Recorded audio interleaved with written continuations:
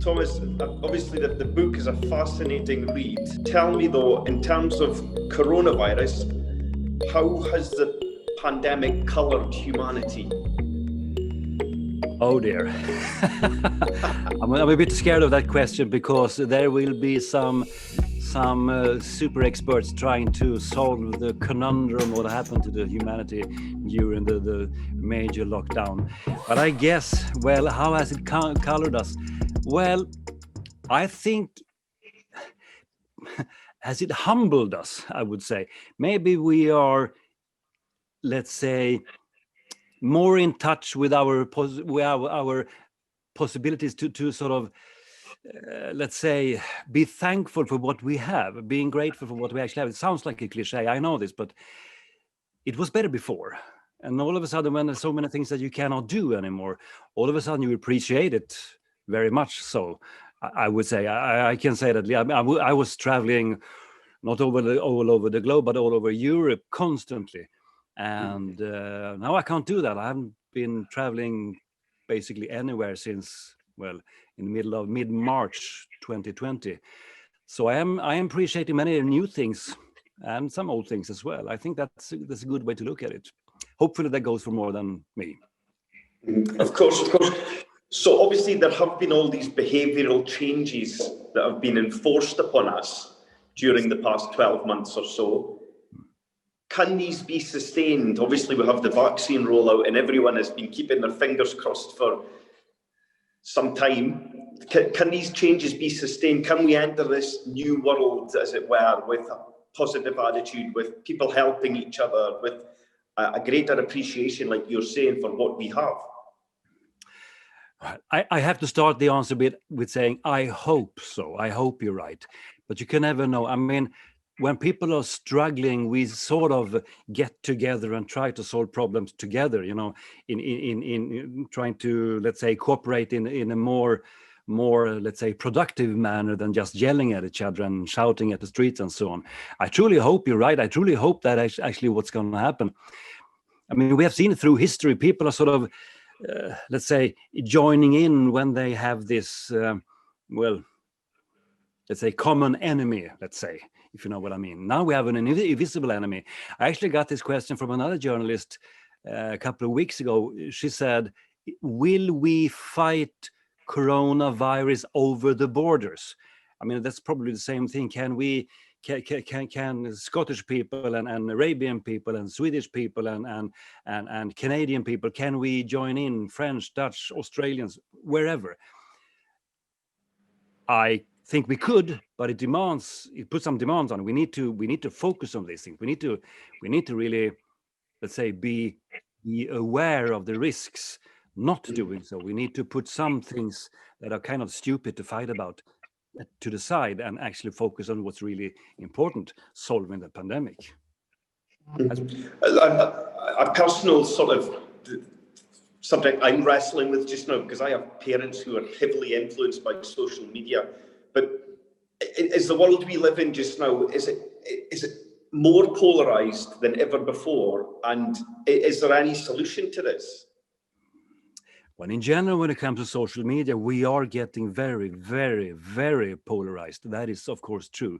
And we can see this, but you know, the world, it's easy to see. It's so easy for somebody who is angry with somebody else to just spit it out on Twitter or whatever platform you prefer.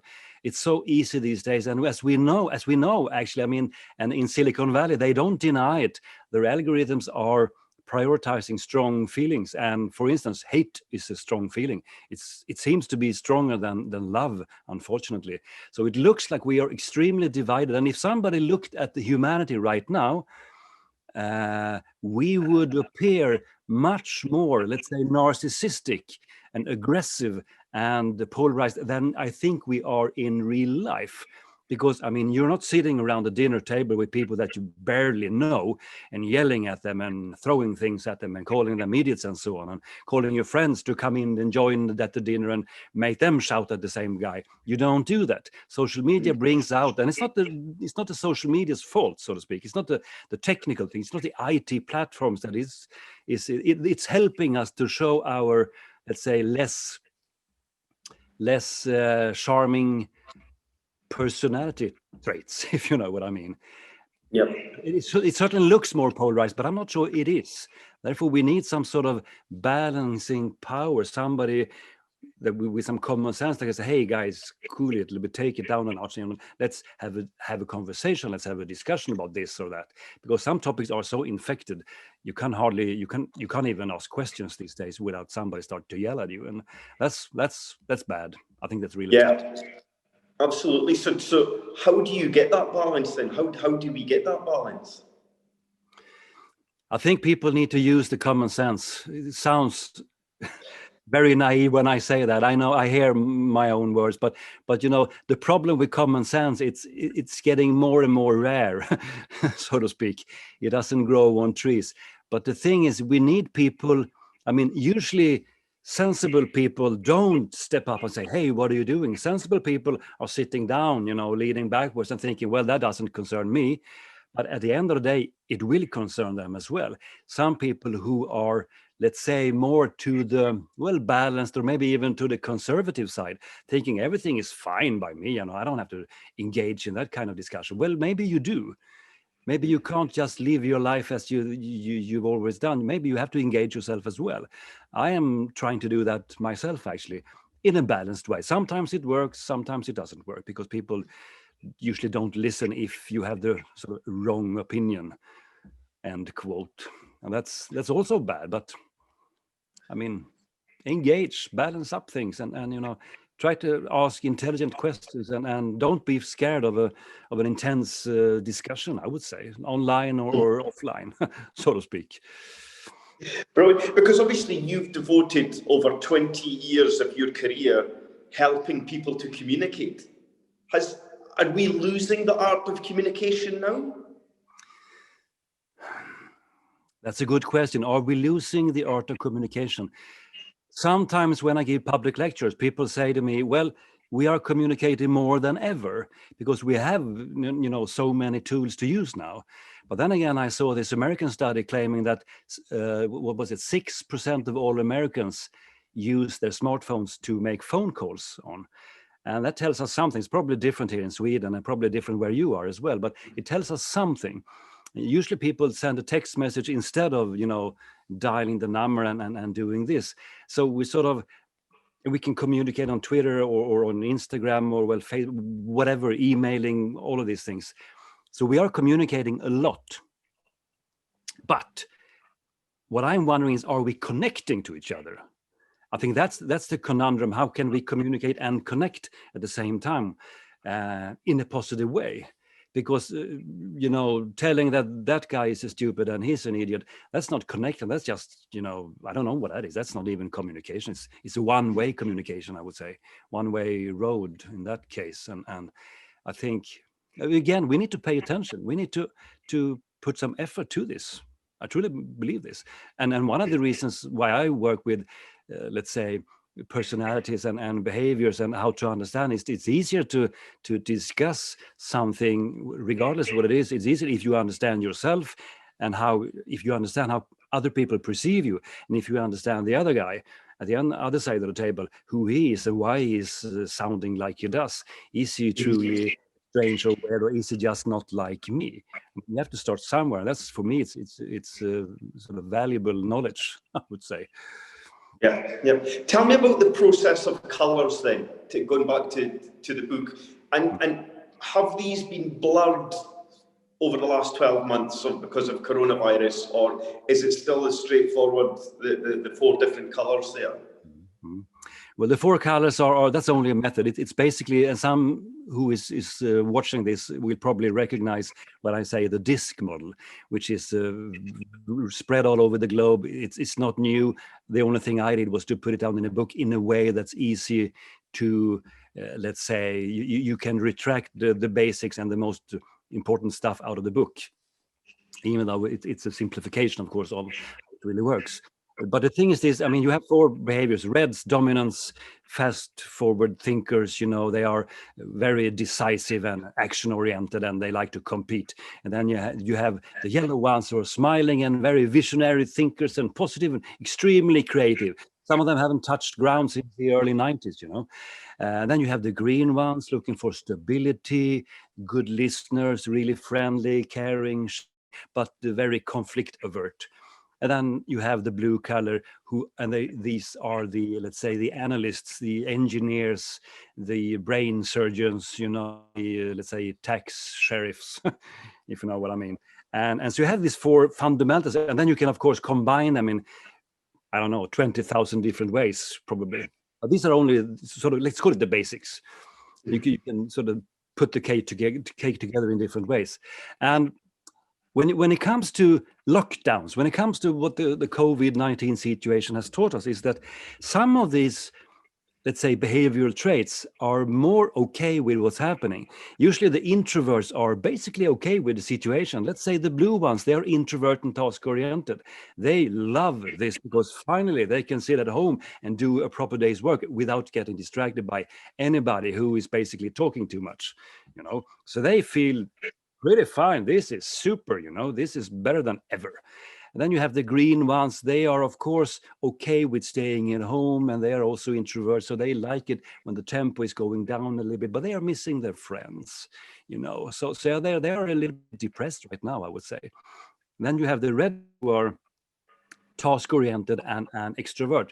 They are really, let's say, frustrated because there's too little action right now. Too many people are, complaining and telling everybody, oh, the vaccine hasn't arrived yet. It's more like shut up and do whatever you can do, But then you have the yellow ones. They are extrovert and people oriented. They are really, really struggling. Everybody with the relation oriented manner are struggling right now because you can't hang out with your buddies anymore. You can't meet your family. You can't go and visit your grandfather. They are severely struggling. Lockdown social isolation is the worst thing you can do to, I would say, 40-50% of the population all over the globe. And that is not related to countries or cultures. Usually people are more relation oriented. They like to hang around with people. So they are suffering. That is definitely for sure now. What about in terms of the business world and the people who are the reds? Has coronavirus turned that slightly in terms of the way people deal with each other, the way bosses must deal with employees?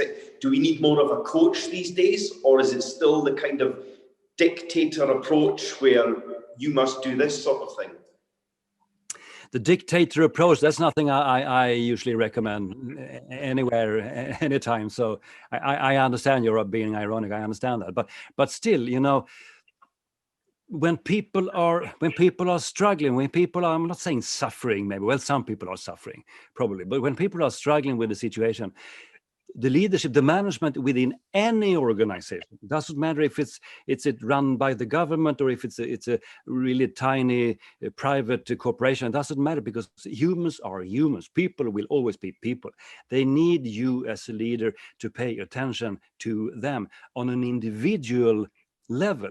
You cannot say, hey, you 10 guys, do this, don't do that. You can't do that, especially now, because they are reacting in maybe 10 different ways in this situation during the pandemic. And as I mentioned just now, during the lockdown, people don't react the same way. So you can't say you should think like this, you should think like that. You need to bring everybody into the room, sit down close, and say, okay, so Gavin, how about you? Spit it out. Give me your thoughts on this. How can I help you to be still productive? Because the job has to be done, right? That is not negotiable. Some managers are too, especially here in Sweden, where we are very, very polite and maybe some too much listening, I would say. Some managers that I meet, they are too tolerant, so they let people do basically whatever sometimes. That is not a solution. You need to be there, but you can't negotiate what the demands are. I'm only talking about how you can provide better, let's say, motivation and make them sort of put their jacket on in the morning and get into the office, if it's in the kitchen or if it's at the office, who knows. So but you need to be there. You can probably not do as you always has done, because then we get the same result as always, and that's maybe not that you need right now. So do you think more the carrot or the stick? Sorry, again? Do you think more the carrot or the stick?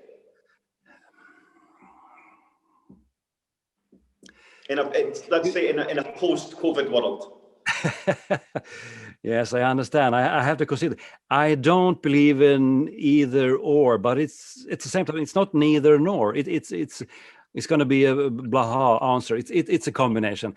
I believe in the stick to a certain extent. You have to push people and say, you know, my demands are here. You have to produce. You have to contribute to what we are here for. You can't take that away. But maybe more than ever, people need the carrot. They need something to say. Maybe you say, at the end of the road, late summer 2021, when we probably, let's say, for the sake of argument, everybody's gotten their vaccine, sort of the major danger is over. Maybe we can reward ourselves with with a trip somewhere or a party or longer vacation. I don't know, anything, whatever goes where you are. Maybe you should hold that up as a sort of reward in the future. But then you have to stick to your promises. That's also important. You cannot promise something in the future and then not deliver on it. That's also bad. So yeah. So do you see again in this post-COVID world that we're all dreaming about, will there be a more predominant color coming out than there was before? That's an interesting question. I haven't got that one before, to be honest. Will there be some dominant personality or behavior, actually, or color? Well, in the post-COVID situation, I'm not sure. Right now, it's the blue factor, because these are the people who are, as I mentioned, they are moving forward faster than ever, because they are sort of, they really like this situation as what we have here. How will it be in the future? I would say the red people will probably be dominant in the future. Pretty much a little bit the same as it is right now, but maybe even more, because they are action oriented. They will take up, whatever, maybe the stick, to be honest, and they will run like mad, because they will feel the need to do as much as possible when they actually can do it. So they will probably prosper a lot, I would say. They will be faster in all directions than anybody else. And they will compete, and then they have sharp elbows, and they will just put themselves wherever they want. So my money is on red. Yeah. And now, finally, Thomas, because I'm conscious I'm keeping you this afternoon, tell me where will the challenges lie? Let's park coronavirus just for 1 second, and we'll try and talk about something else. Where are the challenges? What are we facing going forward as a civilization? What are we facing? Well, you mentioned the polarization. That scares me a little bit. I have past worries. I am on a little bit. I'm a little bit scared now. What's going to happen? Because some forces in society likes us to be polarized. They want us to be, let's say, divided. There's something called to conquer by. No, what is it in English? To conquer. To rule divide and conquer. by. Yes, exactly. Thank you. I know what it is in Swedish in here. Exactly. So they will always try to divide us and sort of take us apart and tell people you are enemies with those people, so you need to fight them. Usually these wars are the culture wars going on, as you mentioned before, online and so on. And it's scary and it's really bad. I don't like this, because we should really pay attention, because very fast can it go too far, and then it's going to be really hard to fix. So I am. Some people are actually saying we are facing dark times. Actually, some people say we have 20 or 30 years. It's going to be really dark in human history, and I'm praying for the opposite, of course, and I'm sure you do as well. But how can we sort of push the brakes when some people go too far? Again, I think just average Joe have to step up and say, I'm not okay with this. We need people to interact and be more, let's say, taking more part in the public discussion about just everything, and showing there are some reasonable people still out there. Not everybody is hateful or resentful or whatever. Not everybody is into conflict. We need cooperation. We need to, well, the traditional values. Look for the similarities instead of the differences. We can learn much already there, I think. That is my strong belief there, I have to say. Tremendous. And I suppose it's everybody's responsibility for this. It doesn't have to be experts or politicians or people who in the past you maybe look to rely upon. This can be done from ground level, as it were. Absolutely. It has to be done from there. You're absolutely right. I mean, in those countries in the world where we have public elections, I mean, all over the globe, I haven't met anybody. I met people from the last 5 years, 100 countries, 100 nations. And basically everybody they don't like their politicians very much. They don't. They think, oh, our prime minister, he's an idiot, and that local guy, he's an idiot, you know. But you know, they come from somewhere. I know there's corruption in the world. I'm not a fool. I'm not a naive idiot. But you know, where we have open elections, we need to pay attention who are getting elected, because the politicians, where do they come from? They come from the people, basically. Somebody put them there sometime. And if we can strive for this is going to sound very naive. I understand this. I know what I'm saying. But as an answer to what you said, pay attention to corruption and don't accept that in the matter that you can do something about it. I mean, politicians rise to the power from somewhere. Somebody put them there. Early on sort of lower levels in the hierarchy, question things and put yourself there. Hey, I'm available as well. You know, pick me instead, because I'm a more reasonable guy. I don't like divided groups. I like united groups. You know, you have to let's say organize. You have to engage yourself in these things if you would like to live in a good world in the future. I mean, think about our kids. You know, people growing up right now. My kids are in the early 20s. They read a lot. You know, read a lot online, and they read newspapers. But they are really alert, so to speak, and they're wondering about the future. They certainly do. They're not the only one. We need to step up. Yeah. Tell me finally then, I know I said finally 5 minutes ago, but this is finally. I have plenty of time, so no problem. Great stuff. Tell me about your participation in the Literature Festival and the message that you'll be bringing across here in Dubai. Yes, I will be participating in the literary Festival of Literature. And I'm really looking forward to this. And I will talk about the communication. I will talk about the people that you don't understand. Maybe you shouldn't label them as anything, certainly not idiots, even though I write that in my book. The whole thesis I am driving is people are usually not idiots.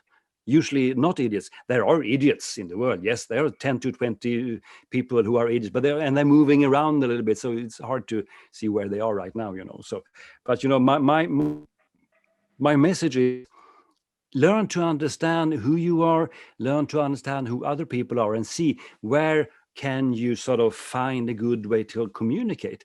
As an example, what are your similarities? What can you agree upon?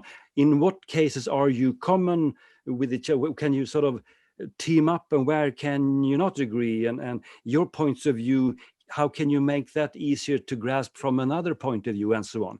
That is my message that I will talk about a lot during the festival.